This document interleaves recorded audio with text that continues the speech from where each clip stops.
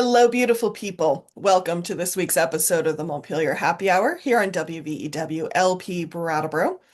This is the show where we talk about how everything in Montpelier shakes out for the rest of us. I'm your host and producer of the show, Olga Peters, and I'm speaking today with Loralee Tester. She is the executive director of the Northeast Kingdom Chamber of Commerce. I'm so glad you're here, Loralee. Thanks for the opportunity, Olga. It's really great to be here. Well, I'm excited you're here today. Just for the sake of listeners, Laura Lee and I have talked in the past for Vermont Business Magazine related articles. And one of the things we often come back to is, economic development in rural areas and how do we care for our rural communities. And last month, a couple weeks ago, you may remember that there was a demonstration at the State House around Act 181 and what Tier 3 may mean for rural communities. And I think, Laura Lee, you were there. Yes. And again, the issues of like, what does it mean to care for rural communities in a rural state? hmm Um, Again, I think this is coming to the surface. And I'm curious for you, Laura Lee, why is Act 181?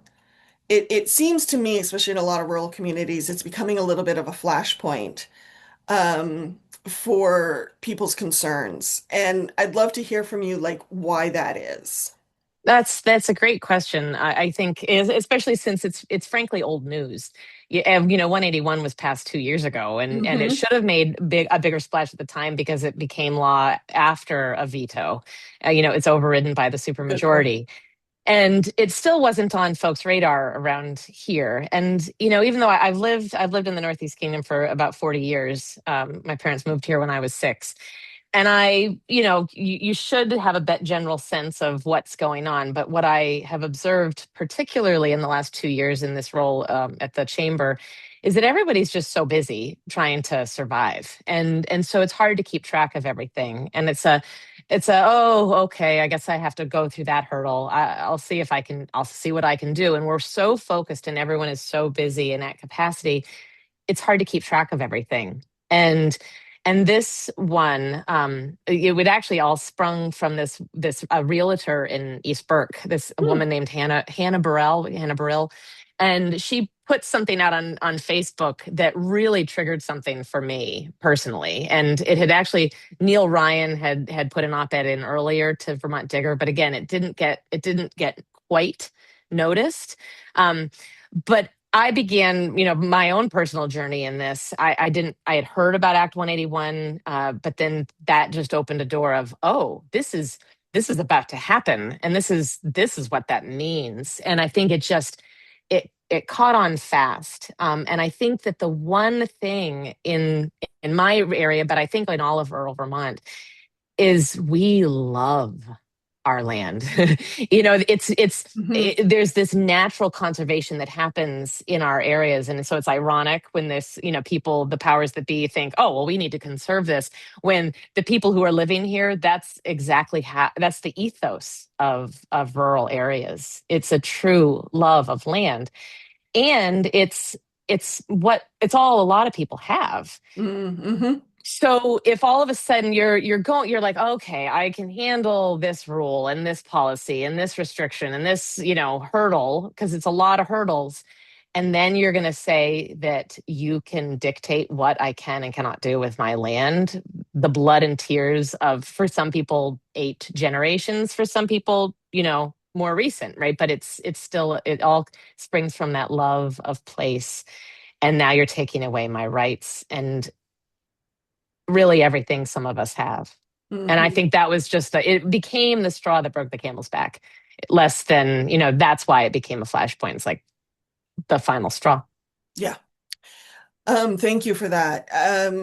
Just for the sake of listeners, in case you're not familiar with Act 181, it is a piece of policy made to remedy some sticking points in Act 250 around being able to develop more housing. Because as we have talked about on the show before, Vermont lacks enough housing pretty much in most income brackets, most types of housing, where we're just short across the board. Um, and a lot of people felt Act 250 was one of the hurdles. And so Act 181 is an attempt to remedy that issue. And it has set up tiers. Tier one, pretty much, and each tier will determine on how Act 250 kicks in, or not. You know, in Mm. downtown areas, you need very little to no Act 250 review if you are setting up housing and there's already things like sewer and water and those type of infrastructures. But then tier three is much more, I think most people would say, restrictive around what you can do with housing and what permitting process you need to go through. Is that a fair kind of big upper level It, description? it is. It is. And I think yes, and I think you're absolutely right. And as you're saying, I want to say, oh, and this is why it didn't work, but that's not the point of what you were saying. And I think that unfortunately, because it became a flashpoint, many rural Vermonters just want to say repeal the whole thing and start from scratch. But I don't want to diminish the fact that there are a lot of good things that are in Mhm. Act 181. We do need that development. There's an affordability crisis because we don't have enough housing, and so I think especially in those tier one areas there is real value. But it was, the people bearing the brunt of some of those things are the tier three and something else called the road rule, which Mhm. even though, I think the maps that determined tier three were flawed. But I think the other Oh, piece interesting. yeah, Neil Ryan spoke a lot about it. I highly recommend to folks to watch yesterday at 9 a.m. I think the House testimony in the Environment Committee. It was so interesting, and Neil Ryan is far more expert uh in the details of it than I am. My observation is a little bit more overarching about rural Vermont, but Mhm. there's a road rule piece to it that if you have a road that's longer than a certain amount, then Act 250 kicks in. Mhm. Right, right. Well, and I think you bring up a good point, Laura Lee, because one thing I think we need to be careful whenever we approach policy in general is when we hit the sticking points where maybe it's not working well, we do have to make sure we're not throwing the whole thing out, um, Right. when there are things that are working well. Um, but I want to backtrack a little bit and um, help set the table a little bit for listeners, if you don't mind. You Yeah. know, one thing when I was getting ready for this morning's conversation, you and I have talked about like um, issues around, say, consolidation in the state, where in an attempt to better use resources, the Wyman report around hospitals, let's close some rural hospitals, things like that. So you and I have talked about concerns around rural communities losing amenities and services, and over time, no one will want to move there. Hmm. And then you just keep hollowing out rural communities, which is ironic because if we want to increase our population, there will come a time where Burlington can't take any more people. Right. Brattleboro can't take any more people. Bennington can't, and they Hmm. will kind of naturally have to move out to Hmm. the surrounding towns. And you want to make sure there's places for them to go. But that aside, I said, okay, so, Vermont's a rural state. We Hmm. have rural communities in a rural state. Like what does rural actually mean? And so I dove down a little internet rabbit hole to see if there was a definition of rural, right? Because, Hmm. Burlington, I looked up population and it's around 44,000 plus.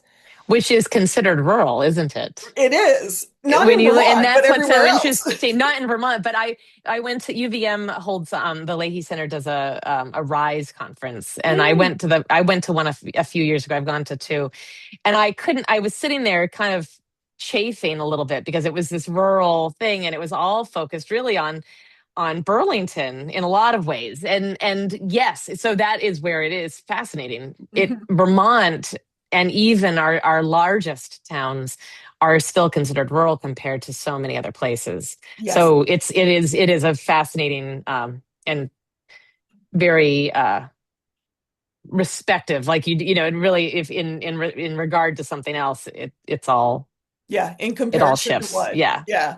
Well, so I did my little internet rabbit hole to say, okay, so what's the definition? And it's interesting. There's multiple definitions. Of course. Surprise, surprise. And for example, I was on the federal USDA website, and there was an article basically about that, like what's the definition of rural? And for economic development, Hmm. they who are doing the studies will look at labor force and Okay. labor sheds. And in that case, they will consider rural up to 50,000 people. Interesting. Whereas other parts of the government, especially around housing, that's what they use as the definition. 2,000 houses and or up to 5,000 people. That's considered, Oh, anything below that's considered rural. So okay. 50,000, 5,000, like that's a It's a huge huge difference. difference. So that also brings me around to ask you, Laura Lee, when you think of rural in Vermont, what does it mean? Oh, I think that's a great question. I've not really thought about that before. I think it's the can you get there from here? Right. And can you do it on public transport? Right. So in Burlington, everything is it's dense. And so around here you can't survive without a car. You just Hmm. cannot. Yeah. And so I think that is a big part of the difference. To get to our school. And I not that you can walk everywhere in Burlington. But there's a density Hmm. to it, and there's a lot more dirt roads in my town than there are paved. So that's I could probably give you a better answer to that, but I think there is that density, and my closest neighbor is a half a mile away, Hmm. and so that's a big difference. But I think even our downtown. So I've spent a lot of time over the last year in particular, thinking about housing and how Hmm. it impacts our area. And so I'm on the board of Let's Build Homes. I know that this is an important piece of everything. It's an important piece of our affordability, because if we don't increase our tax base, no matter what we do or talk about with regard to healthcare or education, it won't matter, right? Like, God bless the Green Mountain Care Board, right? They're trying so hard to address affordability, but what they're doing isn't actually going to help. It might help in the very short run, as they say, you're not allowed to charge more than this. But in 3 years, when people have put off their health care for so long, because it takes now you have to drive an hour away to see your urologist. We're gonna not do it, and then in 3 years, our health outcomes are gonna be so much worse and more expensive, right? So we're pushing the can down the road a little bit. And likewise with our education system, it's not going to get fixed until we have more people or a broader tax base, right, to balance it out. And so Let's Build Homes and bringing more housing so that it's more affordable, so we don't have people who are unhoused. All of those things are so important. So I believe in that. But then I'm also looking at wanting to preserve the character of these rural spaces. And there's a way each town does have a unique character to it. And you wouldn't want to put an apartment building in let's say Newark, right? It wouldn't make any sense at all. But in downtown St. Johnsbury, you betcha, right? And there's a great opportunity. And I don't think anyone in the community would disagree with me, but there are four main towns where there is more density than others. And that would be like a Newport and St. Johnsbury, Linden, and Hardwick, by Hmm. and large, right? There's space, there are those downtowns. And so they're bridging that gap between rural, but there's still a rural town. Um, that has broader pieces, but there's that downtown that is a little bit more accessible. And Hmm. I think that is the idea of those tier 1, 2, and 3, right? One would say, but think about the last 3 years and the flooding that has happened that has impacted those downtowns. So that's a whole nother layer to some of this, and I've gone down a rabbit hole, and so I'm trying to remember. I mean, I think there's both, right? There's such a variation, to your point, of what is urban, what is rural, Hmm. and even in our these really, like, Hardwick would be considered a really rural town, but they have a wonderful downtown where there is a density, there is possibility of growth. But then as you go farther out, anyone who lives in any part of rural Vermont, you drive down these dirt roads, there's a lot of houses that are abandoned. The roofs are Hmm. falling in. There once was a beautiful little farmhouse there, but the generational poverty, inability to deal with deferred maintenance, and now the house is falling down. Let's take those opportunities to enliven our communities, instead of thinking about like what works for those much denser populations such as Burlington, even if I know, we're not, even if they might still be considered rural, Hmm. um, isn't going to work in all of our towns.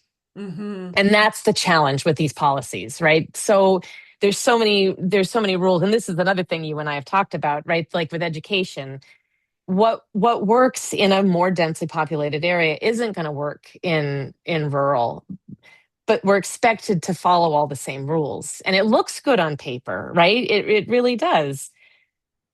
And then support for those developments. That's a whole nother question, right? Like VHFA has some amazing programs, but in St. Johnsbury, it makes sense to have a 40-unit apartment building. It doesn't make sense to have a 200 development, right? And Hmm. so the density doesn't work out, and it makes developers are therefore not really that interested, or they can't quite make the numbers work. And I think we just need to start talking about that, because Hmm. while things look really good on paper, it doesn't work out in the less densely populated areas. Yeah.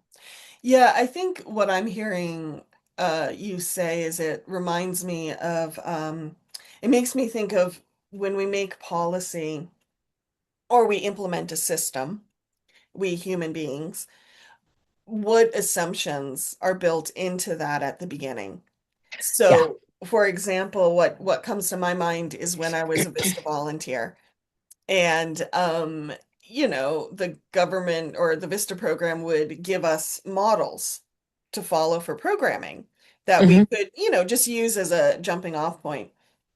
And they were perfectly good, but I was working in I was a volunteer in the Deerfield Valley, so that's Whitingham, Wilmington, Dover, Wardsboro, Reedsboro, um, kind of towns. Hmm. And when I got the models from the Vista program, they all assumed public transport. Uh-huh. They said, help people navigate public transport so they can get to your meeting. It's like, Not so nope. much. Set up signage so when they're walking from, one side of the block to the other side of the block, it's like, No, nope. doesn't work out that way. And it was just eye-opening for me about, oh, how much in our country we kind of start from an urban perspective. Yeah. Hmm. um, and assume certain things because of that. Hmm. And it's not good or bad. It's kind of the starting point that we're working with, and then that the dominoes everything else. It does. And I think when I first started this job, I was in a meeting and somebody made a comment that really struck me. And it actually brought tears to my eyes at the time, because he said, rural Vermont is dying, which I don't disagree with. And then he went on to say, and it deserves to die. Mm, And I've sat with that a lot over the last 2 years to think about what that means. mm, And on one level, right, like he even gave an anecdote that hadn't happened yet, but he's like, imagine if a road gets washed away and there's only like one person that lives on this mile long road, whose job is it to fix it, right? And like 6 months later, that happened. um, oops. and so financially, right, there's a, I get it, right? It doesn't make sense. Hmm. But what's interesting is that so that happened on July, yeah, that was the flood on my road. So I mean, I'm still in Linden, but along my road, every road that led to my house was washed away in that flood, and it was wild. But the road, that neighbor down the road, who's a half mile away, they're just incredible. This family, it was the Lacoste farm. They had three children. One of those children had five sons. They all live. They've done the thing that the Act 181 won't allow them to do anymore, right? Of Mm, splitting parcels off the original farm. But that family, that the Riendo family, single-handedly, I tell you, rebuilt that road. mm, They were out there the moment that they could get their machinery out on that road, and they rebuilt that road. They were out there for like 20 hours a day so that access could happen, so that the police chief who lives on the mile down that way could have an access point. And we fixed it, right there. Like there's ingenuity and there's persistence and something magical that happens in these rural communities that didn't necessarily, it is a working together. The problem in a lot of ways that if and why some people have said, well, we should just secede, right? Like because all of their rules are not working for us. mm. And I think not that don't hold me to any of these things. I'm not saying this is what we should do, but it's where it becomes complicated. We actually did have one room schoolhouses that kind of filled a need, right? And Mhm, then we had our town academies like St. Johnsbury Academy and Lennon Institute mm, that served the purpose that it needed to. And so now we actually have some systems that have worked for us. mhm, But now Montpelier and special interest groups are saying, well, they shouldn't get public funds. That's not mm, fair. They should have to be a public school to get it. And so we're fighting for the tools that we have used to adapt are systematically being pulled from us. And that's mm, where like this becomes like you can't you're enacting all of these rules that again look fine on paper, but when you apply them to a dense town versus a rural town, it doesn't look the same. mm, And so mhm, I think that there's this sense, and what I've seen is that my community is being strangled really slowly, and we feel powerless to do anything about it. And this is not partisan. This is not Democrat, Republican, Independent, Progressive, any of it. It is affecting everyone. And I think that cannot be said more strongly, because I think that sometimes, and I'll say Burlington looks at something like the Northeast Kingdom and think, and actually Senator Clarkson said it right in when I had a conversation with her after the cave dweller comment, and it was dismissal of this whole region because she felt like they were just so red. She called them so mhm. red, and that's hard. Like, how do you have a conversation if that's this preconceived notion coming in that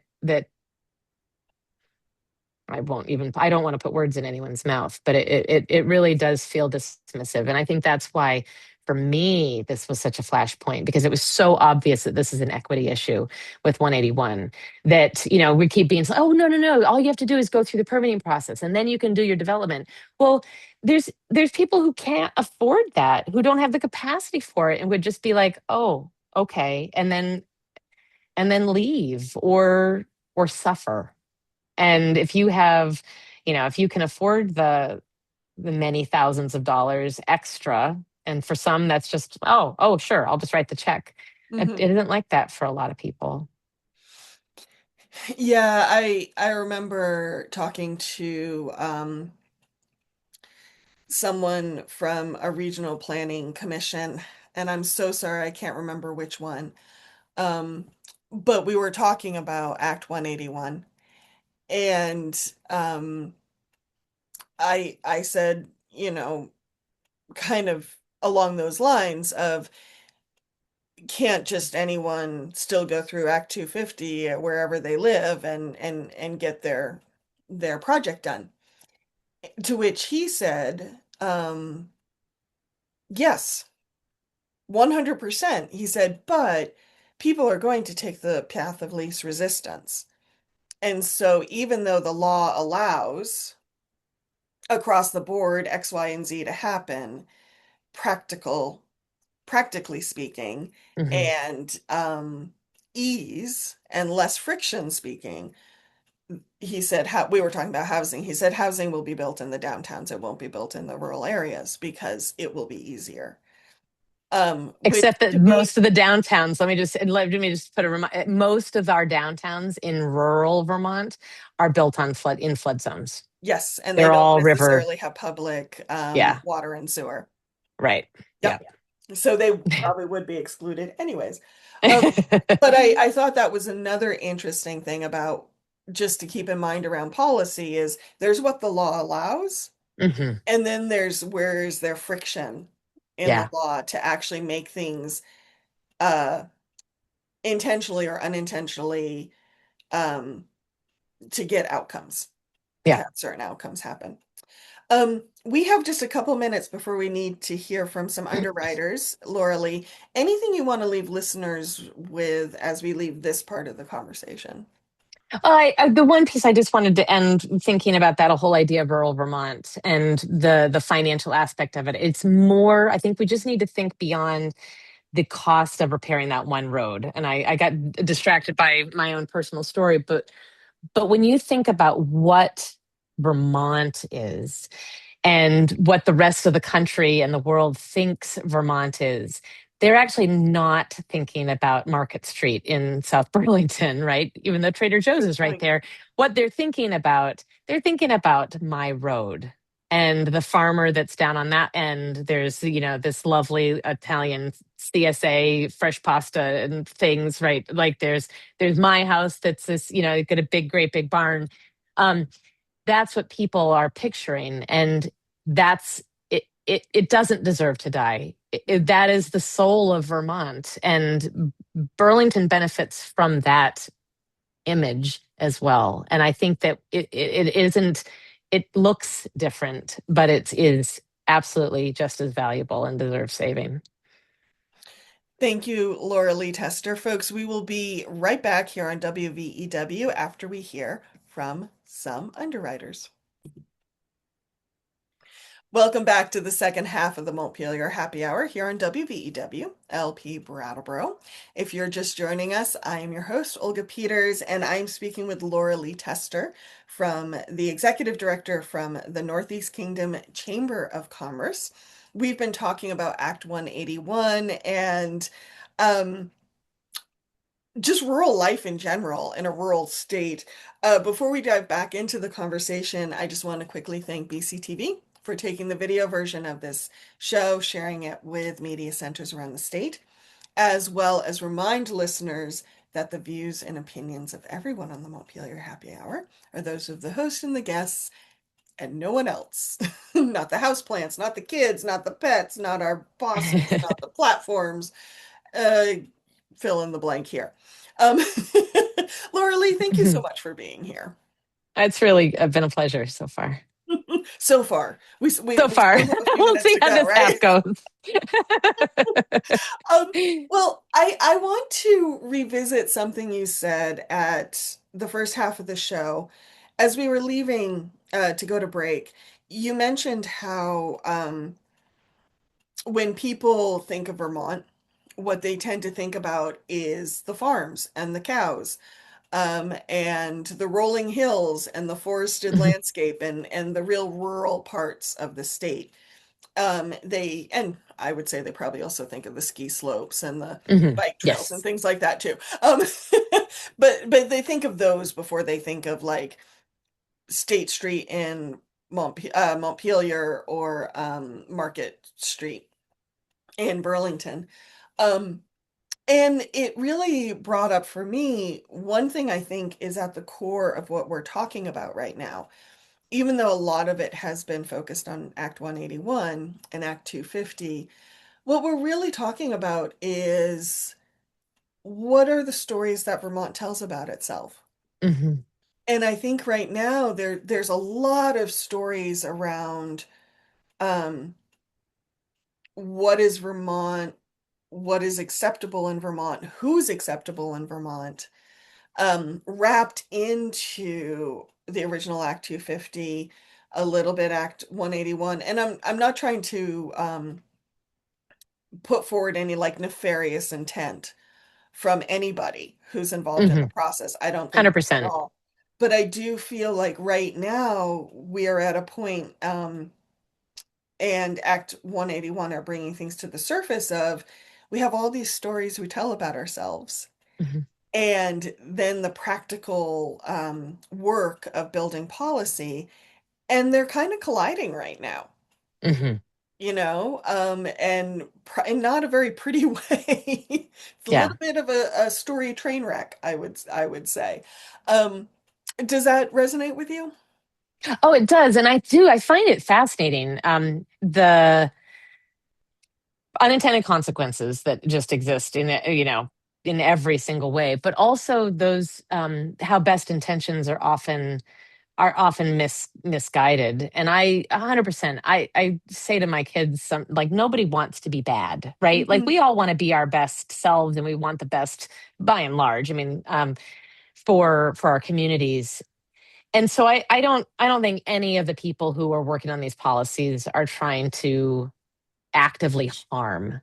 But what it was really interesting. There was a gentleman who spoke at a listening session last week, and he had many senators. It was brought together by Senator Ram Hinsdale, and he was the first person to speak. And he works at one of the 14 conservation districts in Vermont, and he's down in Bennington. And I don't want to quote him because I'd get it wrong, but he was actually talking about how with conservation, tier three and especially the way it is currently mapped, actually runs contrary to what the conservation districts would say is necessary to do the things that are actually going to help preserve Vermont looking like the Vermont that we all love. And that it actually takes a tremendous amount of effort. And so just restricting areas, you're going to end up with a wild that is that actually isn't good for the region, that there are these invasive species, there are all of these things that do need to be tended. And that was such an interesting perspective that I hadn't even thought about. And so I think what happens a lot of times is it's like, oh, well, I want to preserve, you know, preserve. And I had there was another comment that I had to somebody, and it was about the idea that we do need development, right? That's important, but the opposite of change is not staying the same; it's decay. And that was such a great word for me. It's so many of us are just afraid of change, Hmm. and that we want to just preserve it, as you said before. I think the conversation started was preserve it in amber, Hmm. and that's we are all. It's a living, breathing community Yeah. and ecosystem, and you can't just hit pause. It's not going to work. Hmm. Hmm. Yes, I was reading some of the op-eds in Vermont Digger Uh-huh. around Act 181, and yes, I unfortunately can't remember the writer's name, so I apologize for that. But they were talking about how biodiversity actually does include things like fields Hmm. and managed forests and waterways and wetlands. It's the whole nine yards. Hmm. Um, but oh shoot, I just lost my train of thought.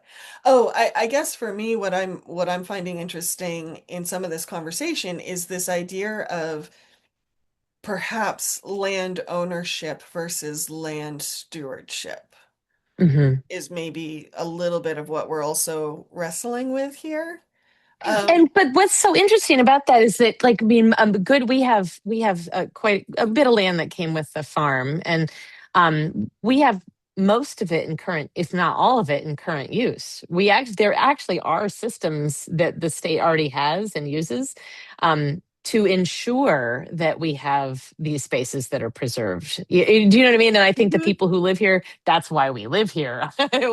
I don't want to have a development at the end of my road, right? And so I think that there is this assumption by many of the decision makers in this situation that they're just assuming that the fact that I own this land means that I'm not going to steward it, that I only see it as a financial asset, right? But Hmm. the irony is that it couldn't be less true. And I think it shows first of all, a lack of understanding, which is why I personally invited um, Allison Clarkson and Watson, who said she'd love to plan a visit, which I think is wonderful.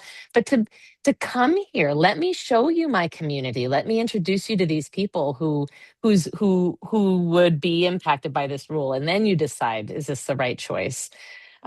Because I think the in these areas and the idea of land ownership, that's where the American dream still exists, and Hmm. and I think that is, for each of us, that's an important piece, that we should still be able to, with hard work, lift our lives up, Hmm. right? Like we humans, we live here and we need to value each other. Like we're not, it's not bad to be a human. And I feel like in a lot of this conversation, we're hearing two stories, like that we need to honor people, but we're making it impossible Hmm. to live a dignified life anymore in some of Hmm. these areas. Well, and I think that to your point of talking about families who have parceled off parts of Hmm. the farm, I think of my own family, and my grandparents had a farm over the line in Massachusetts. And yes, my parents, when they were first married, they got an acre of land Hmm. from Nanny and Papa, and they built a house. And then Hmm. Aunt and Uncle got a number of acres, and they built a house and raised the family. And that's how my family had access to housing, Hmm. basically, Yeah. when they were first starting out. Hmm. And now I live in a home that I inherited from a family Hmm. member. Yeah. Um, because would not be affording one in today's market, I have to tell you. Exactly, right? And you think about our children, these next generation, that they're no wonder, so we had a net loss of 1,800 people last year. Mhm. And I'll tell you, it's disproportionately impacting, the growth center is still, Chittenden County is not suffering that same loss, which means Mhm. our rural communities are getting hit even harder. And it's not because people don't want to live here. I just want to be clear about that. So I talk to businesses all the time, have a close connection to the hospital, for obvious reasons, but they have offered so many people, and of all income, like of all places I think they hire, sorry, they have about 600 employees, I think, so from providers to like every tier within the hospital. Over the last 5 years, people have wanted to come, but then they find how expensive it is to live here, how high the taxes are here. And then they ask the hospital, well, can you give me an extra $30,000 a year so that it becomes affordable? And the hospital can't do that for all the reasons, and then they don't stay, and they can't stay here. So it's not that people don't want to live here, we're making it impossible for them to. And Mhm. on the I just the irony, I was a recipient of the grow grant. The Vermont has this grow grant program, which is a great It thing, is right? It's about it's an interest, yeah. relocation, retention. Some of the programs that we've been able to do are so wonderful, so good. Yeah, and But on helping the same people new to the community build community, I think is kind of at the core. Exactly. But Yeah. on the same day that I get the first installment of the grant, I talked to a businesswoman in, I think, Westfield, and she's like, "Yeah, we just put our house on the market. We're going to move to North Carolina because it's just too the taxes, the challenges for my business are just too great, and we're looking to move." Like, that's it's ironic and Mhm. really sad. So what if we can really begin to look, and I've asked so many people that have more power than I, like, can we please do an assessment of all of these policies, of all of these restrictions, of all of these rules that are making, like, the layer upon layer upon layer that make it hard? Because if you just look, I'm so close to the border of New Hampshire, and it's not hard. And so Mhm. developers are happy to do things over there, to do projects. Businesses are thriving over there. And it's the dichotomy is just becoming a lot greater. Mm-hmm. And there are things that are within our power to address, and I don't understand why we're not. Mm. So are there, we talked a lot about Act 181. Are there other rules, policies, laws, whatever, that you feel are also kind of part of that same issue of restricting rural Vermont? Oh, 100%. And I think because we're in a less dense area, things impact differently. So, one example would be the career and technical education requirements. Mm, On paper, they look great, right? I think that the Department of Education, I think all of it's being looked at right now, but it makes sense, right? You want to have someone with experience. You want to have someone who's a licensed educator. You want to have someone who's able to do all these things. But in reality, what ends up happening is you need to have 5 years of experience in the industry. You need to be able to take an incredible pay cut from working in the industry to working at a school.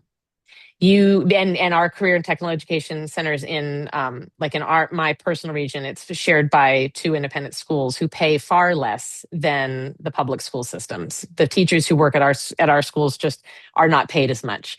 um, and you have to go through teacher licensure, which is a really onerous process, and many people who have succeeded in the field might not necessarily be your typical learners, mm, right? So there is that. It's a challenge. But then you actually also have to be a really great, engaging human being, right? Because if you don't have enough students in your class and you're able to attract them and retain them and inspire them, the program will close. So you have to have a bare number of students in the class. And then, yeah, I said the pay cut thing, like a significant pay cut, right? In a very rural area, that's a unicorn that is almost impossible to come by. mm-hmm. It's not the same in south in the some of the tech centers in those more dense areas. And so what still looks fine, what we're finding here is that, oh, we only have this number of students in the program, we're going to have to cut it. And then it becomes this self-fulfilling prophecy, right? That it just keeps moving forward like that. Mm-hmm. So that's an example. Right now, there's a bill on the table, and I really everyone's so distracted by other things, but it would be to require early child care educators to also have a license. Right. Which again, well, yeah, you want them to be, you want them to be licensed, but what that's extremely costly, and we already have such a dearth of childcare providers. And it's already too expensive. So if you're expecting somebody to have a bachelor's degree and a license and you want to keep childcare affordable, it just doesn't work, right? Mm-hmm. The math just does not work out. I thought the childcare licensing policy also came with funding to help people get licensed. Am I misunderstanding that? I didn't read the bill closely enough. I don't Okay. know. Yeah, I would have to go So back. we'll put a question mark over that Yeah, part. But I think yeah, your point in general stands is what are we expecting of people yeah. and how are we um yeah, making those expectations possible. And honestly, though, if you do, I mean, just even if they did provide support to get the licensure, if you've gone through that level of effort, you could be making far more in another position. Or over the border in one of the Yeah, other states. Yes. yeah, yeah, Who also tend to have higher wages than we do. Yeah. yeah. Um, you wrote a really interesting op-ed also in Vermont Digger uh called When Protection Becomes Exclusion. Um, and in it you talk about some of the stories that you feel are being told about rural communities. Um, could you share some of those? Like, what do you think some of the stories are being told for rural communities? With regard to 181 180 in specifically. general. It just yeah, in general, what do you think are some of the ways Vermont's more rural communities are being defined, characterized. Oh, I think we do have this image of what we want it to look like. And I think we have this Hollywood vision of life sometimes, and it's pretty and it's clean, and but it's not always, it's not reality. Life is messy. Hmm. And um and I think that there has to be an acceptance of messiness in the ways that we live. This isn't answering your question exactly, but in understanding and appreciating and giving and loving it all, right? Like respecting it all. And if you want to have your farm to table restaurant that you go to and love eating because the strawberries are just juicy and fresh and picked that morning in their, like there's nothing better than a still warm strawberry from the sun, right? Like it's Yeah. magic. Um, then you need to fertilize and you need to labor and you need to stress about a frost, and it's not easy. And I think that it's like the separate entrance for your maid, right? In those big old manors in a different era, right? You Hmm. want to have the perfectly clean house, but you don't want to see it being cleaned. Hmm. And like all of us have value. We're all providing something to this ecosystem that is our community, that is Vermont. And it is the amazing things that are happening in Burlington and the technology and global foundries and generator and beta and all those things. It's wow, so cool, so inspiring. Um, but but it's also happening with Jasper Hill Hmm. and making this unbelievable cheese. And it's, my neighbor Bert, the making their maple and seeing at all hours the steam coming out of their sugar house. And it's hard. It's hard work. And there's people who are doing it because they love it, because they love this community, they love this state. And I find so often these policies are being made by people with maybe the best intentions, but everyone has their place, and everyone deserves the opportunity to thrive. Hmm. Yeah. Thriving in abundance in Vermont is something I've been thinking a lot about. Hmm. And you highlighted it earlier, just talking about, neighbors in New Hampshire, Yeah, doing well and thriving versus I would say Vermont as a whole. yeah. Uh, And it's still beautiful, right? New yeah. Hampshire, it's not like they still have all their nice little, stone wall sides of the road, and making it a little bit easier for people to succeed is not going to turn it all into. I think everyone's so afraid of us turning into New Jersey, which is Mhm. ironic because New Jersey actually has a lot of rural areas too. The um, stories we tell. I know the stories we tell. Isn't that the truth? We do create a narrative that is often not connected to reality. Mm-hmm. So, in the spirit of, how do we get as many voices to the table as possible, and how do Mhm, we create policy that allows as many people to thrive and mhm. communities to thrive? Are there ways that Montpelier and not the town, the legislature, I should say, you know, what can they do differently? What can they do better? How can they shift policy so that it can be more inclusive than how it's coming out right now? God, so much to say about that. I gotta say, We may need to have a second we might need show. to. Yeah. No, but I got to tell you, of all the states in the country, I mean, we are able to have a Democratic majority and a Republican governor. Like, on any ticket, I will vote for the person. I'm not voting for the party. Hmm. And yet, what I see happening in our state house is so often political. It's party line. You look at so many of the votes and it's a party line kind of thing. And I think what an unbelievably lost opportunity. Like we actually could just be using common sense. so many of the decisions that I feel are being made and move forward are not grounded in common sense. They are grounded in political motivation. Hmm. And that to me is such a sad and unnecessary fact of our current our just our current political system. And I think that Vermont has the ability to not play along, but we're not doing it.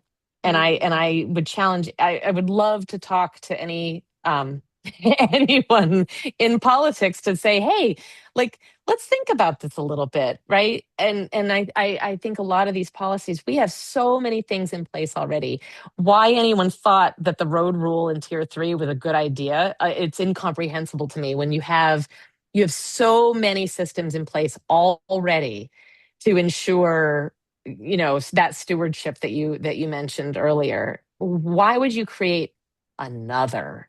and Hmm. i and i and I think it's also the way our political system is. You have to be a certain kind of person to be able to afford to participate. They're not paid well. It's, there's a we've not designed a system for people to really be well, to have a diversity of perspective In the state house, you mean? in the state house. Hmm. And I think that that's a real unfortunate piece too. And so then we're disconnected, we're too busy, we're not really paying attention. And then you end up having this machine that's moving forward without really the checks and balances that are better. And I guess, if when you end up having a lot of these special interest groups in the pockets, and we have it here, you do see it. We're not actually thinking about common sense Hmm. and sensible actions. And we're constantly in this crisis of, like, oh my goodness, affordability, oh my goodness, housing. And we're not being strategic, we're not being thoughtful, and we're constantly trying to create band-aids for systems that are actually just falling apart at the seams, Hmm. and wondering why. Yeah. Like, how can we have really, really, like, how can we be wondering why right now is what I don't understand. Hmm. Yeah. We may have to have another show, Loralee, because that is such a big, whew, our systems. And Um, again, I don't, I okay. just want to be clear. I'm not like, I have so much respect for our legislators and what they are willing. It is a thankless job, truly. And Hmm. the compensation is so poor. And I just want to be very clear that I don't mean to be critical, but I do think that there are some things that we should be asking that maybe we're not, because of the way our system works. Um, is there, of all the you said of things we should be asking, what is the first question you would ask lawmakers?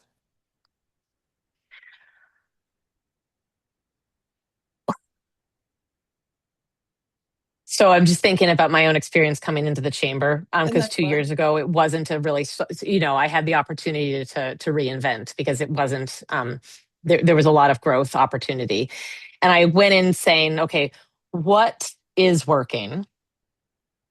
Hmm. What isn't working? and and like, I spent 6 months just assessing, and then, where are the holes? Hmm. I don't need, we have 6,400 nonprofits. Do we need another one, or not? Where is there duplication? Where is something already at play? Do I really need to come up with something that's just slightly different, or can I consolidate? And so I think having really an audit of it all, it's almost like a doctor, and they can't prescribe one more medication because it might conflict with another one. Yeah. Um, um, what what's working and what isn't, and why. Hmm. Okay. Um, that might be the title of this show or the next one we have. Um, yeah, I think what you've raised is such an important question to ask about any system. Mhm. And going back to what you said about our lawmakers is between them and state employees, state departments, do they have the bandwidth to even do that at this point? Which Right. is again part of the problem. And that's, can we really need to begin to look at all of our systems, all, Hmm. from top to bottom, because I- the way that it works is it's not easy to be successful. So this is the system that they've got. Do we need to relook at the whole thing? And let's not be afraid of that, right? Like what change versus decay, right? Yeah. We don't always, it doesn't, we are a living, breathing organism. Hmm. And hopefully an evolving one. Yes, I hope so. Well, Loralee Tester, Executive Director of the Northeast Kingdom Chamber of Commerce, thank you so much for being here today. If people want to check out the chamber, what's your website? It's nekchamber.com. And we also actually oversee the northeastkingdom.com website. And that's a work in progress, but it's more of a regional marketing side of things, Mhm. to see what's going on and what the region has to offer. But you can And link one through the other. and I'll just put a little plug in for the Northeast Kingdom. I have covered it for Vermont Business Magazine quite a bit, and it's a fun place with a lot of it's a quiet, you look at the surface and you're like, oh, it's just the Northeast Kingdom. It's kind of quiet, lots of hills, but there's a lot happening. Oh, it's incredible. I will say anyone who's interested in the some real amazing places to go, I could give you many days worth of just um incredible food, incredible scenery, incredible arts. I mean, it's amazing what we have here. Well, Laura Lee, thank you so much for being here. And thank you, listeners, for tuning in. The Montpelier Happy Hour is on WVEW every Friday at 2 p.m., rebroadcasted on Wednesday mornings, and BCTV and wherever you can find your podcasts. Take care, everyone.